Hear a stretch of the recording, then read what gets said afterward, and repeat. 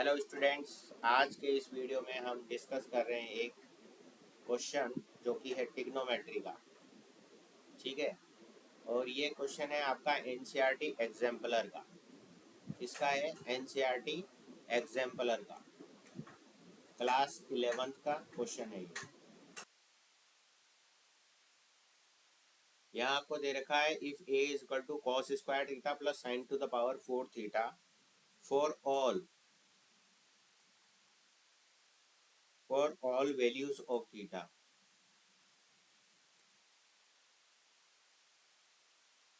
Then prove that, PT लिख रहा हूँ मैं प्रूव दैट को, ठीक है ना, तो अपने आप समझ जाएगा कि क्या बोल रहे हैं। यहाँ पर प्रूव दैट बोल रहे हैं 3/4 less than equal to A less than equal to 1। A आपको दे रखा है, उस ए की वैल्यू जो है 3/4 से छोटी होनी चाहिए, इक्वल होनी चाहिए, या फिर ए की value less than equal to 1 होनी चाहिए। ठीक है, ये आपको प्रूव करके बताना है। ठीक है साहब, अब सबसे पहले आपको यहाँ दे रखा है कि ए जो है cos square theta plus sign की पावर 4 थीटा दे रखा है, तो इसको मैं क्या लिख सकता हूँ? साइन स्क्वायर थीटा ऐसे लिख सकता हूँ मल्टीप्लाई करके। अब ए की वैल्यू यहाँ क्या दे रखी है? लेस देन 1 दे रखी है, तो यहाँ पर ये जो वैल्यू है इसको हम बता सकते हैं कि ये लेस देन इक्वल टू है cos square theta plus sine square theta से।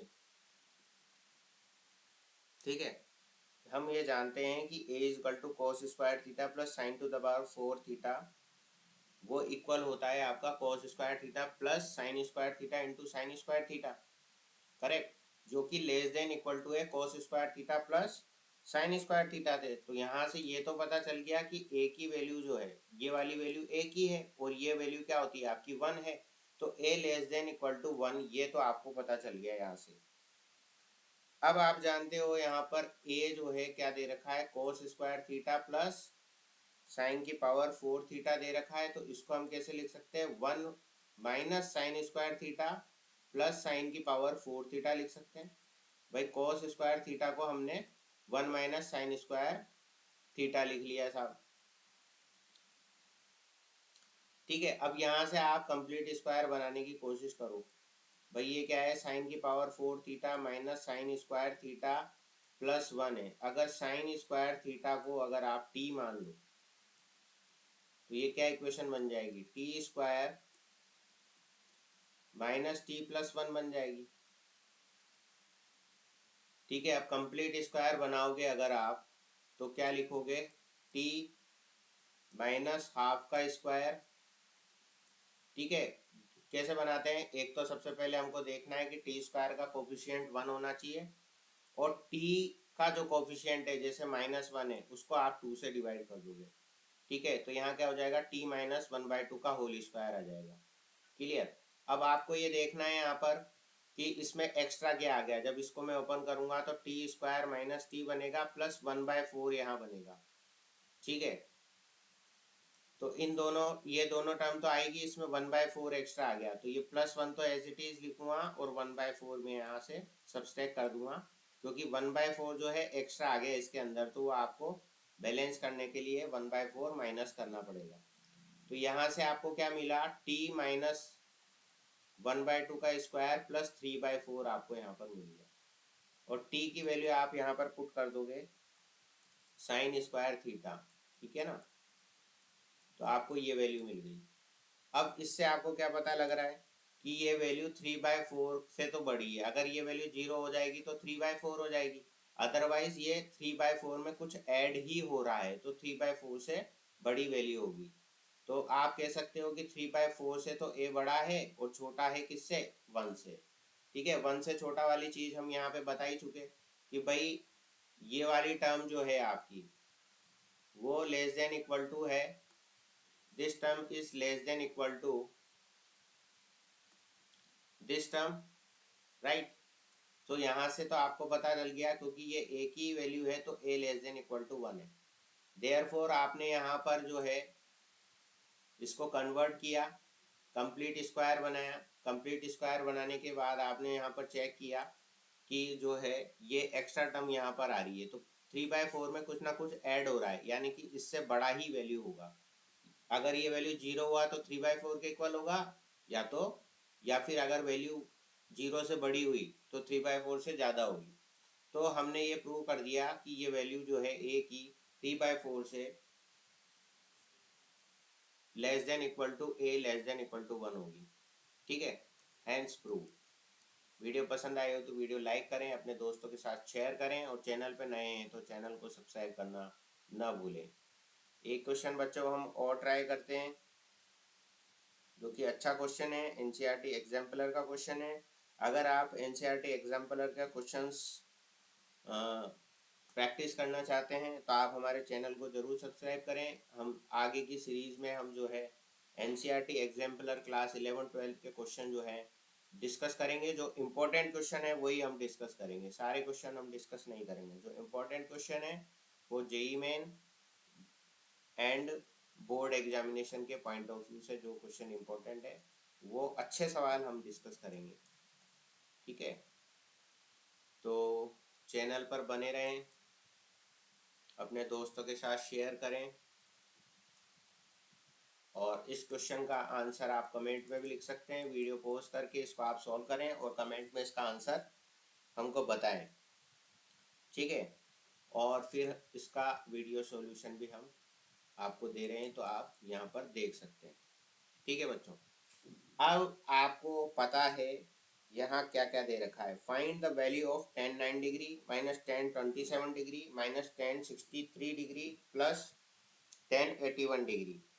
ठीक है साहब, तो अब इसको इसके साथ कर लेते हैं हम, और इसको इसके साथ कर लेते हैं। ठीक है, tan 9 डिग्री को हमने करा tan 81 डिग्री के साथ। ठीक है, और माइनस कॉमन लेके tan 27 डिग्री को हमने कर दिया tan 63 डिग्री के साथ। ठीक है, देखो इन दोनों का सम क्या है, 90 हो रहा है, इन दोनों का सम क्या है, 90 हो रहा है। तो हम देख लेंगे भाई, दोनों के एंगल का सम जिसका 90 डिग्री हो रहा है उसको उसके साथ कर दो, क्योंकि इसको हम कन्वर्ट करके लिख सकते हैं। इसको हम कैसे कन्वर्ट करके लिख सकते हैं, इसको हम लिख सकते हैं tan 90 माइनस 9 डिग्री। ठीक है, और tan 27 एज इट इज लिख दो, और यहाँ इसको लिख दो आप tan 90 माइनस 27 डिग्री। ठीक है, ठीक है, क्या बात समझ में आ रही है? तो अब ये क्या हो गया, tan 90 माइनस थीटा साहब, ये हो गया आपका cos थीटा, यानी कि cos 9 डिग्री, cot 9 डिग्री। तो tan 9 डिग्री तो ये आ गया, और ये हो गया आपका cot 9 डिग्री। इसी तरीके से tan 27 डिग्री था आपके पास यहाँ पर, और यहाँ पर आ गया आपके पास cot 27 डिग्री। ये यहाँ पे बीच में माइनस का साइन था। ठीक है, देख लो आप यहाँ पर। ठीक है, ये माइनस का साइन था तो ये एज इट इज माइनस ही रहेगा। क्या बात समझ में आ रही है? ठीक है, तो यहाँ पर ये तो हो गया कोट, ये वाली टर्म भी होगी आपकी कोट में। अब आप देखें, अब आप यहाँ पर देखते हैं कि tan 9 degree plus coat 9 degree को हम लिख सकते हैं sin 9 degree upon cos 9 degree, plus ये हो गया cos 9 degree upon sin 9 degree. ठीक है, क्या इसको साइन अपॉन कॉस में हमने कन्वर्ट कर लिया, फिर sin 9 डिग्री और cos 9 डिग्री आपका क्या आ गया, एलसीएम आ गया। अब यहाँ पर क्या आएगा, ऊपर sin square 9 degree plus cos square 9 degree, तो ये न्यूमरेटर तो 1 बन गया, और डिनोमिनेटर में क्या आया, sin 9 डिग्री cos 9 डिग्री। अब न्यूमरेटर और डिनोमिनेटर में हमने 2 से मल्टीप्लाई करा, तो ये बना 2 अपॉन साइन 18 डिग्री, क्योंकि ये वाला फॉर्मूला किसका है, साइन 2 थीटा का फॉर्मूला है। वो क्या होता है, 2 साइन थीटा कॉस थीटा। ठीक है, तो 2 साइन 9 डिग्री कॉस 9 डिग्री क्या हो गया, साइन 18 डिग्री हो गया साहब। ठीक है, आ गई क्या बात समझ में? अब आप देखो, सिमिलरली हम जो है tan 27 डिग्री को पकड़ लिए प्लस cot 27 डिग्री को पकड़ लिए, तो इसको हम लिख सकते हैं 2 अपॉन साइन 54 डिग्री। तो इसको हम क्या लिख सकते हैं, साइन 54 डिग्री को इसको हम लिख सकते हैं साइन 90 माइनस 36 डिग्री। तो ये क्या हो गया, 2/cos 36 डिग्री हो गया साहब। ठीक है, तो अब हमारे पास फाइनल रिजल्ट आ जाएगा साहब। ये वाली जो टर्म थी हमारी, यहाँ वैल्यू पुट कर देते हैं हम। इसकी जगह तो हम वैल्यू पुट करेंगे 2/sin 18 डिग्री, और इसकी भी जगह वैल्यू पुट करेंगे 2/cos 36 डिग्री। ठीक है, तो यहाँ पर आ गया 2/sin 18 degree minus 2/cos 36 degree. अब हमको पता है साइन 18 डिग्री की वैल्यू क्या होती है, √5 - 1 डिवाइड बाई 4, तो ये 4 ऊपर चला जाएगा। और साइन 30 cos 36 डिग्री की वैल्यू होती है √5 + 1 डिवाइड बाई 4, तो ये 4 ऊपर चला गया। ठीक है, अब हम रहेंगे एलसीएम, √5 - 1 √5 + 1। ठीक है, और यहां से तो आप 8 अगर आप कॉमन ले लेते हो तो 8 तो आ जाएगा बाहर, इधर आ जाएगा √5 + 1 माइनस इधर आ जाएगा √5, और यहाँ आ जाएगा आपका +1। तो √5 से √5 कैंसिल हो गया, तो ये हो गया 8 × 2, तो ऊपर ये 1 और ये 1 मिला के हो गया 2, और नीचे आ जाएगा आपका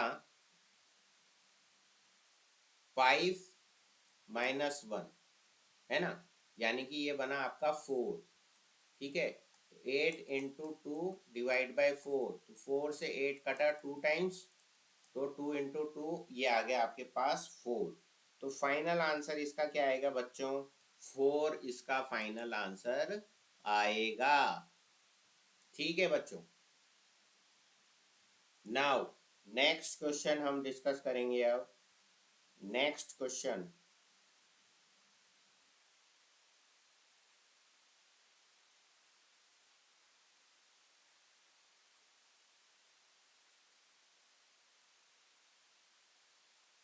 नेक्स्ट क्वेश्चन आप देखें, यहाँ पूछा है the greatest value of sin x cos x is, option A दे दिया आपको 1, ऑप्शन बी दे दिया आपको 2, ऑप्शन सी दे दिया √2, एंड ऑप्शन डी दिया है आपको हाफ। ठीक है, तो इसको आपको बताना है कि क्या होगा साहब। अब यहाँ आपको वैल्यू क्या दे रखी है, sin x cos x दे रखी है। अगर न्यूमरेटर अपॉन डिनोमिनेटर में 2 का डिवाइड करें तो ये 1/2 sin 2x बन जाएगा, क्योंकि 2 sin x cos x क्या होता है, sin 2x होता है, जो कि less than equal to half के इक्वल होगा, क्योंकि मॉडुलस ऑफ sin 2x जो होता है वो लेस देन इक्वल टू 1 होता है। ठीक है, तो आंसर आपका क्या आ जाएगा, डी जो है वो इसका करेक्ट आंसर होगा। वीडियो पसंद आई है तो वीडियो को लाइक करें, अपने दोस्तों के साथ शेयर करें, चैनल पर नए हैं तो चैनल को सब्सक्राइब जरूर करें।